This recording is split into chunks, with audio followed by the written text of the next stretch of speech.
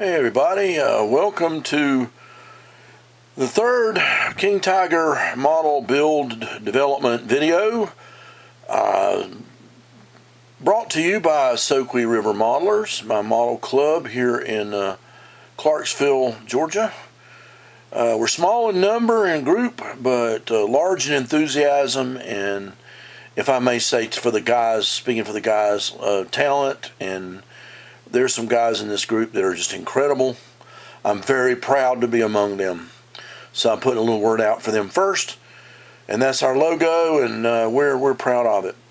Those shells, however, do go to the King Tiger tank. So let's take a look and see where we are. We've seen some of this before. Treads, wheels. But we haven't seen the turret on before, or the tip of the gun. Yeah, this is deceptive. It's not nearly as finished as it may look. But the cool part is check this thing out. I mean, it's starting to look like a King Tiger now. You know, I've been dealing with the inside out, and it was like organs of a body, and discern this human being from the spleen and liver. You know, it's just been very hard for me. This may be the only interior kit model I ever build like this. It has been unpleasant. I am proud of it. I mean, I'm very proud of it. But this model company, I wasn't going to say their name, but Trumpeter, they're okay. Their instruction manual is not the clearest, and the parts don't always fit like they say, and the manual doesn't really tell you how to overcome some of that. So it's been a huge learning curve model, and you have to do a lot on your own. You have to have, I'm telling you, do not get this kit. This is a 1/16 scale, 2 turret. I went with the Henschel. This is the Henschel turret. And you've really got to know what you're doing. And I feel a bit like a novice building this thing. So without further ado, let's do some things. First, I'm going to pop this out. I can take my barrel and remove it for the moment. It's not really attached. I'm going to unscrew this little armor piece. Yeah, check the spring out. It has built-in spring action for recoil. I'm not going to push against the model like that. It's not really secured yet. There's things I've got to do to it. I'm going to take this panel off because I have not glued it down yet. And the biggest reveal of all, which, yes, I'm working on the interior of the turret. So let's get a good look at that. Now this is a little tricky. Slide it right up there. I'll do a little interior view here. A lot of rust and running bits. I did not, but there's a hatch cover on this back hatch, but I love the details so much that I left it off. I just dang it, don't want it there. But I put rust and running bits. I figured anything in this at this point is running down. I mean, this is the roof. This is the inside roof. There's a fan in there. But we will do this. I'll set it right here and turn it and show you the hatch. This hatch opens. It's the one with the cover. I may go back and add it. I don't know. And yes, I'm slowly putting my yellow, my German yellow on the model so as to have a base coat. I know you should prime them. There's a lot of things you should do on a model kit that I'm not doing, but heck with that. This is the way I'm doing it. There's my hatch, which I've weathered and chipped, and it's already pre-readied. There's a little piston in there. Check this out. There's a little piston in that hatch. See it? It's like a little power piston thing. And that's the gunner's periscope. I'll show this too because you're not going to be able to see it when I put it together. This is the commander's cupola area, and he's got, let's see if I can get it where you can see. Oh, look through the hole there.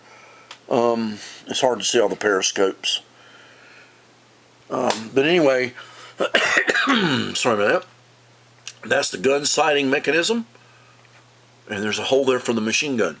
So, without further ado, let's look at what I have done. to this model since you've seen it last. I've developed quite a few bits in it. The gun, which has a spring so that it won't fall. Let's slap this little guy up. And let's turn this turret, which, by the way, toggles a little. It doesn't fit smartly on there. I've got one round sort of in the breech of the gun. There's crank handles. Let's look down in there a little bit. You can see I'm trying to weather and dirty it. All this dirtying I'm doing, again, I don't have an airbrush. I do everything by hand. That's pigment powders. I'll paint the surfaces the way they need to be, come back, do my chipped paint bits, and then come back and dirty it. And a lot of these kits, I'm not saying all of them. Let me do this so I can get the string out of the way. A lot of these kits are very, very clean when people model them, and that's fine. They want to show off what they've done. And every time I see the interior of a tank, they're always very dirty, especially in the area where there's a hatch above like that. Let's look at it from above, and you'll see what I mean. See that? It's just got a lot of dirt. And that continues. I want to lift this right out. You see the basket? That continues down. See the dirt down in there? It's just dirt and debris that's, the rain may clean the outside of the tank off, but it never rains inside. And this is a battle machine. They're not going to come back and clean. I had to do consistent dirtying on the basket there. You see that's the gunner's seat there, and little cranks and handles, and I'll close that commander's seat. That's the commander's seat. He sits there. There's a little back. That's the loader's seat, and he has a little crank handle. Now we're going to turn this around. Yeah, I've got, as you can see, the yellow areas there where I'm painting. This guy's got a machine gun mounted on the side. This was very hard to figure out how to arrange and mount that to the gun. So I get it focused. There you go. There's a box here. You put a machine gun, rounds on a belt box here, and it feeds over into the gun, and then that in turn comes out and spills into I don't know if you can see it in the light. Here, do some light. Boom, there we go. Wow, sunlight.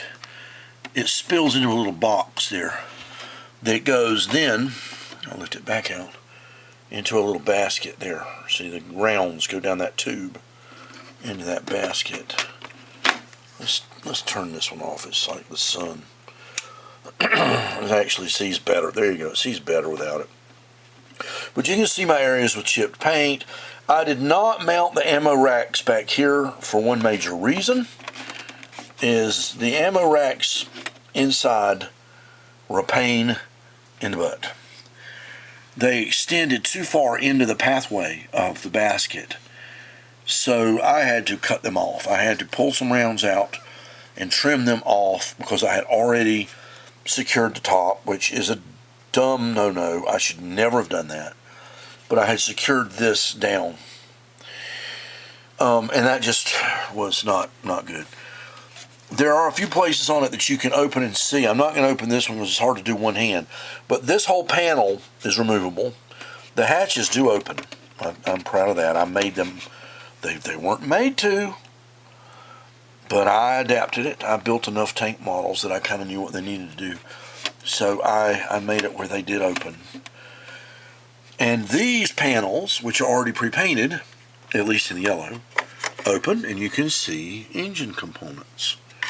So, this one is being the most significant because there's the engine.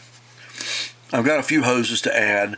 There's a couple of micro details I'm going to put back in here, but most of this I think we've seen already in the previous videos. So, it's got some show and tell features. I'm going to set this loosely here.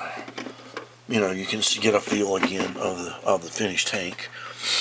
But when I get it done, and it's all yellowed on the outside, I've got to add all the tools and tow cables, of course the extra tracks, whatever I'm going to do.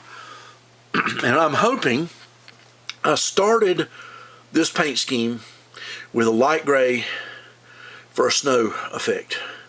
So it's dirtied already. It's already pre-dirtied. All that had to be done. Now, no, there's not snow in the tracks. I didn't really want to do all that. I felt it looked messy. This model, the whole reason I even got this model is I wanted a King Tiger to go with my existing 21st century Panther and Tiger One. I did not have models of those, model kits of those, and you've seen my Panther video.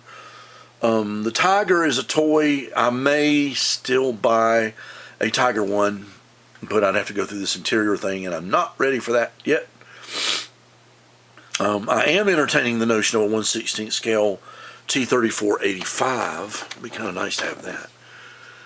And that would be solid steel. When this panel's in there, that's a solid 8-inch or 6-inch plate of steel. But that gives you an idea now. There's the tank.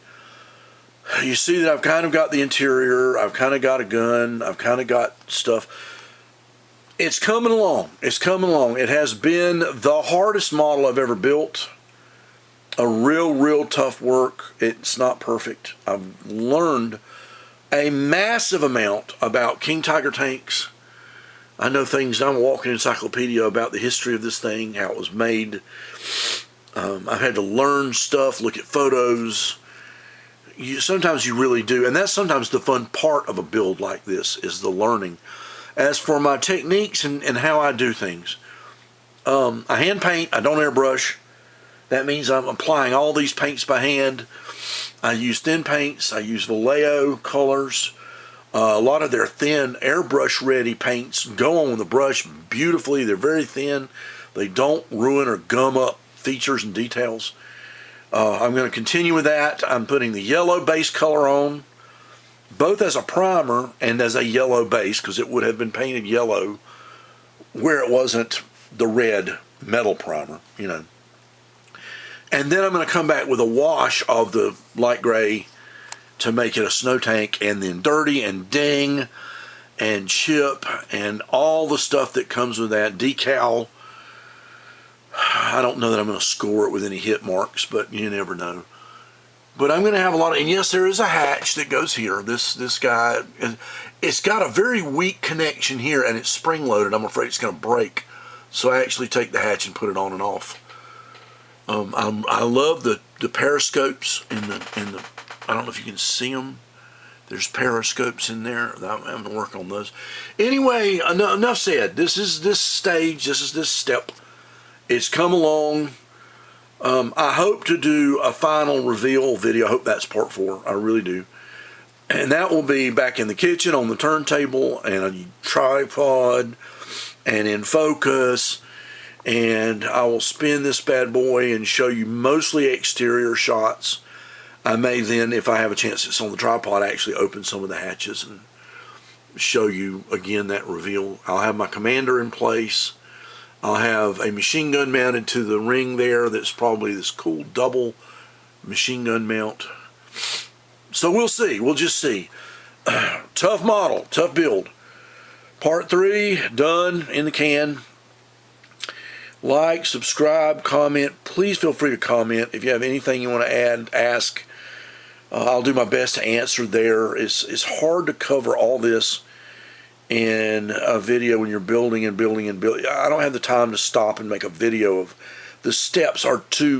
Some of these things take all day. One little part of it, you know, one little segment of doing it'll take all day. So I can't really make a video of that, and that's not very glamorous. I'd love to be able to show you guys what I'm really doing.